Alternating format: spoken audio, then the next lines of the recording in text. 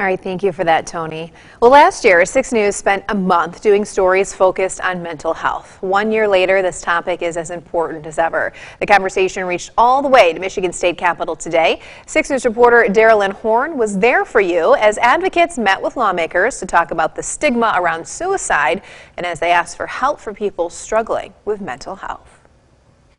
More than 40% of people in the U.S. back in 2020 with mental health conditions didn't get the help they needed due to the lack of resources. And now advocates are here at the Capitol meeting with lawmakers, hoping to get more funding and make mental health a priority. We want to do everything that we can to reduce that suicide rate, and being here today is one of those things that we can do. Advocates with their own personal experiences from the American Foundation for Suicide Prevention gathered to share their stories with lawmakers. The goal: getting those lawmakers to pay for programs to help people like Jane Tristan's son Jake.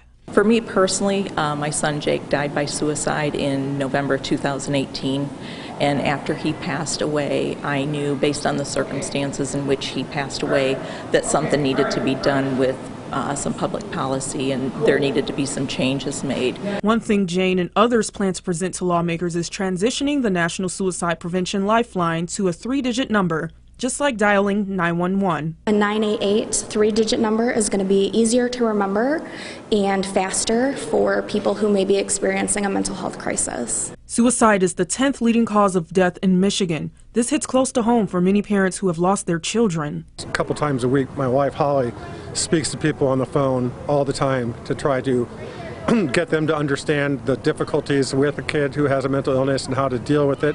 Because it's a parental issue too. It's how do you parent a child who has depression. While resources are still in the works, advocates want everyone to know that if you need help, it is always okay to reach out. It's okay not to be okay, and I think that most people face that, and hiding it just adds to the anxiety. If you or someone you know needs help, you can call the Suicide Prevention Lifeline. Here for you in Lansing, I'm Darylyn Horn, 6 News.